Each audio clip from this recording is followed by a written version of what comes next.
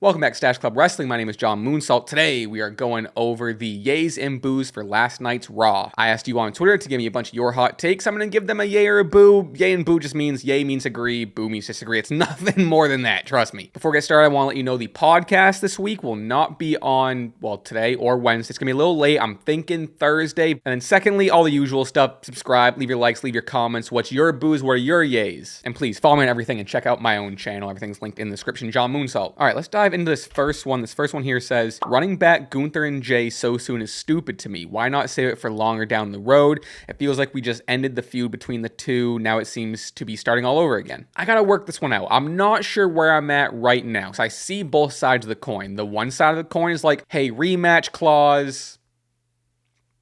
That's the whole side of the coin, kind of. So I think I'll give this one a yay, because I do slightly agree. I don't think it's stupid. I wouldn't use the word stupid, but I'm a little confused, and I'm fully believing in, trust the process, blah, blah, blah. But I'm a little confused. I was a little confused when he came out. I don't know why they're not really focusing on building Jey Logan. I mean, I know it is that Saturday night's main event. It's obvious Jey's gonna win, but the other night's promo was supposed to be like a Jey Logan segment, and then Gunther came out, which was a nice surprise. But Gunther never mentioned a rematch, which would be the reason. So you're telling me that he beat Pat McAfee and now he's the #1 contender after just at WrestleMania, like a month and a half ago, tapping out to Jey? I don't know if that makes you the #1 contender. That puts you up in the rankings a little bit. You beat a commentator, but I don't know. I don't want to get ahead of myself, so I think there's other hot takes we're going to get to that talk about some implications and closer to what I think is going to happen. But for now, I'm agreeing with you. It's a yay. I don't fully understand it. And there's going to be shenanigans, whether it's, I'll just spoil it, whether it's a Goldberg or Money in the Bank stuff, because this is happening, he said June, I think 9th, which is the Monday after Money in the Bank. So it's just for a regular Raw, and hint, hint, someone's going to have the Money in the Bank briefcase, and then I don't know how legitimate these Goldberg rumors are, I don't know. But there's no way this ends clean. I would doubt that they take it off Jey so soon. I don't think that Gunther taking it back is the craziest thing in the world.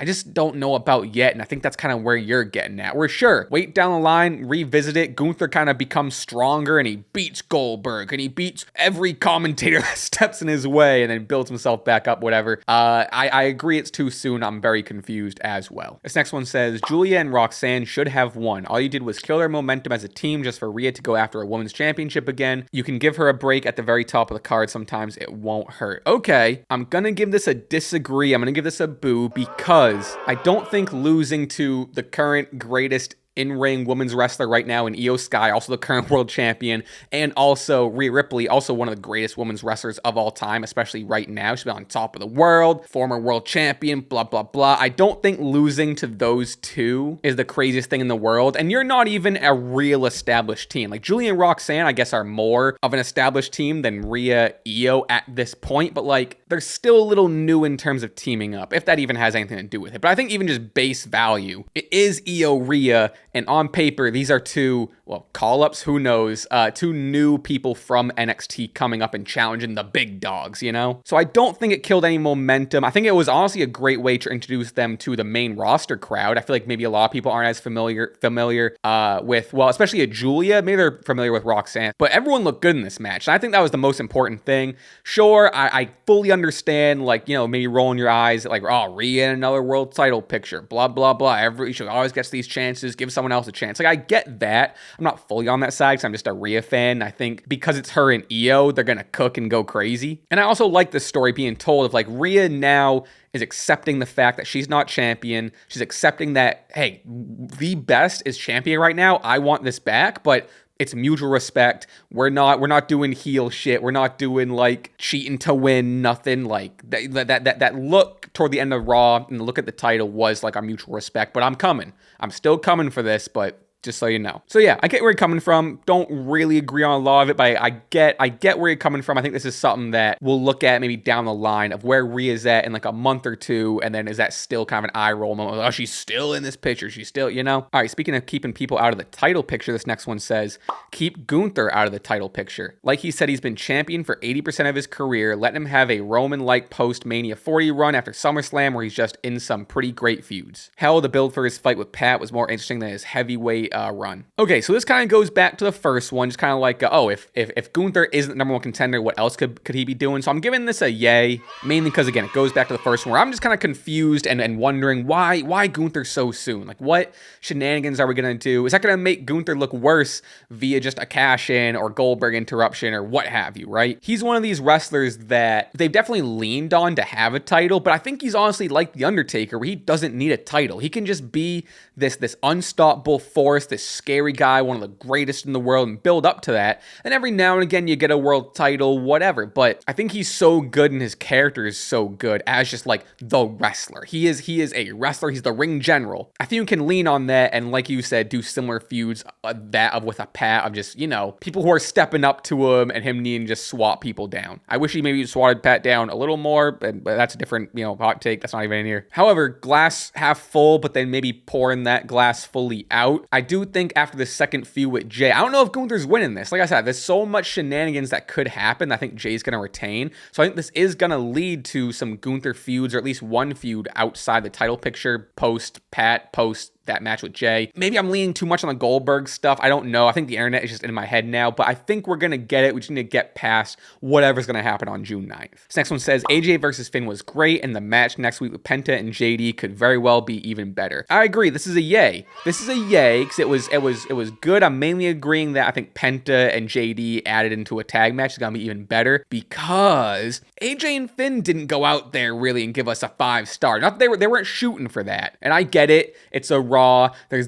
the bigger stories at play with Judgment Day and Penta and like whatever. But you do see AJ Styles and Finn Balor on the card. Some real Bullet Club shit, some real graps. And they did well. Like, I loved the submissions, going into the calf crusher a couple times. They were really grappling at the beginning. It was a good match. It was a very technical match. It was not an AJ Styles Finn Balor match of a degree or upper echelon that I was expecting or think they can put. And that's just me having higher expectations for them and hoping more for them. I know they are maybe like older and past their prime Bullet Club ages. I get it. But I think my expectations, and I'm not even saying that in a negative way, I think my expectations harmed my enjoyment of this match. While it was good, I wanted them to have just a out of nowhere 5.25, So, but ultimately, yay. This next one says, Logan Paul versus Jey Uso is gonna slap. This is a yay for the optimism, and I don't fully disagree. I think this is a big test for both men. It's a big test for Jey being the main guy and the most established wrestler in this match. So I think we'll see if Jey's going to kind of lead or call it, or, how is he going to look against Logan. It's also a big match for Logan to kind of prove like, hey, I can also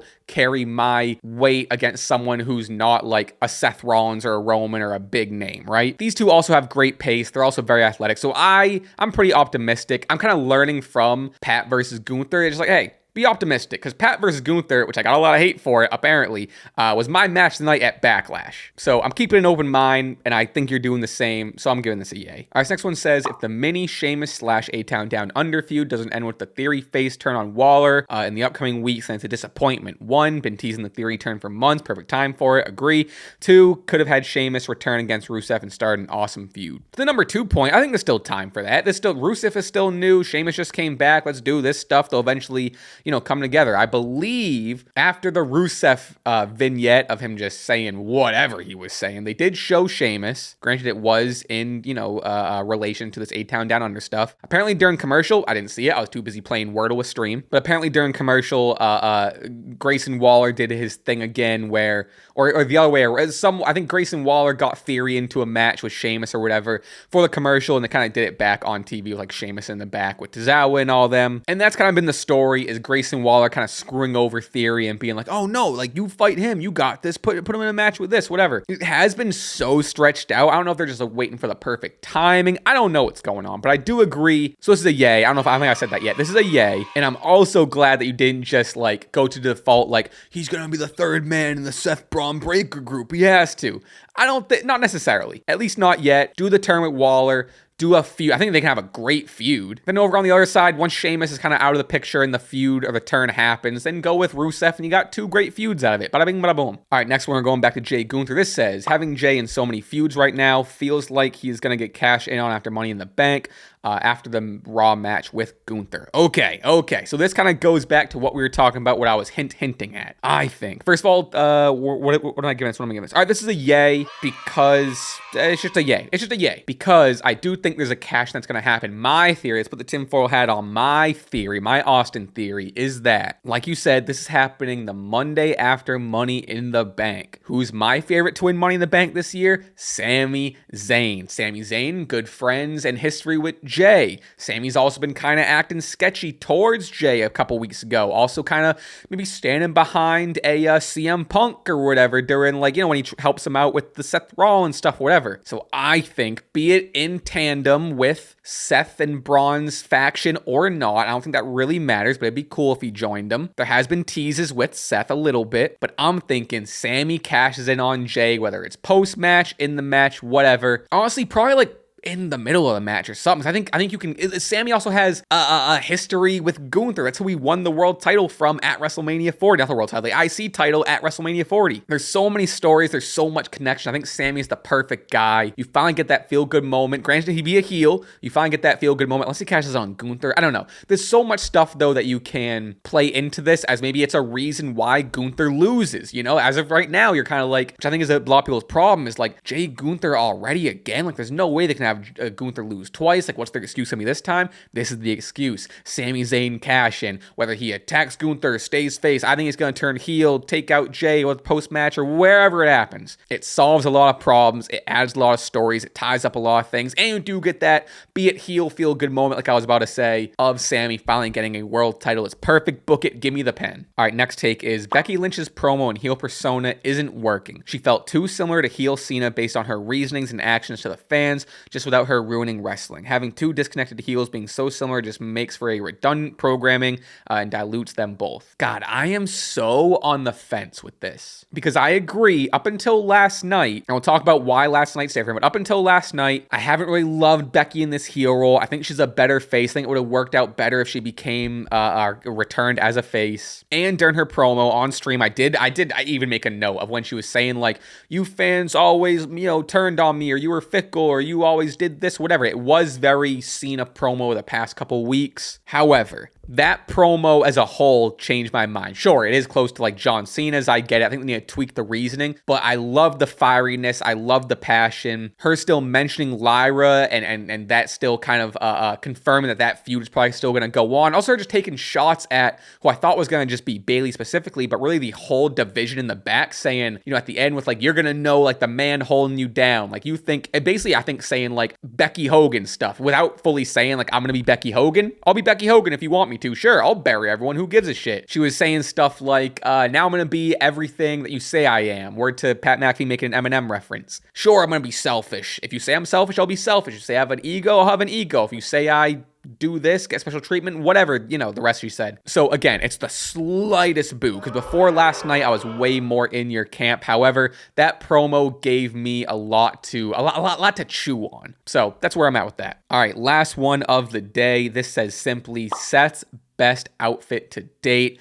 I'm giving it a yay. That's the easiest yay we've had all day. I love this iteration with Seth, how he's always kind of had like some trail off of the Messiah, but we're seeing architect heel Seth. It's really fully like culminating into this character, while also he has like the dressing super like out there and big and loud, which now it's toned down a little bit into this more heel persona, but now it's like cool super villain dressing where he still has the colors and the patterns and the textures and, some crazy jackets or shoes, whatever, but it's a little toned down and muted than like, massive crazy hats, right? So I think it's a perfect balance of what he did and what he's going for now. I did think it was kind of funny. He did have, when he took off like the big, like long, maybe like trench coat sort of thing, he took that off and then underneath was like a same pattern, like almost like a suit jacket. So he's just like wearing 2 jackets. That was pretty funny. The pants were sick. Regardless, both tops were sick. I loved it. I love the texture. Yeah, Seth's in his bag right now. Seth's fully in his fit bag. So this is a yay. I can make a video series on Seth being a fit god in wrestling for the past, I don't know, year plus at this point. All right, folks, that's gonna do it today. Thank you for sending these in. Let me know what you give a yay, what you give a boo to, what do you agree with, what you disagree with, what are your hot takes didn't get mentioned. Please also subscribe and leave your likes. We'd appreciate it. We have merch in the description as well as a Fanatics affiliate link. Follow my channel, John Moonsalt. I'd appreciate it. Also, remember, no pod until later in the week. I'm thinking Thursday or Friday. Schedule issues, you get it. All right, thank you for being here. I appreciate it. Goodbye. See you next time. Bye.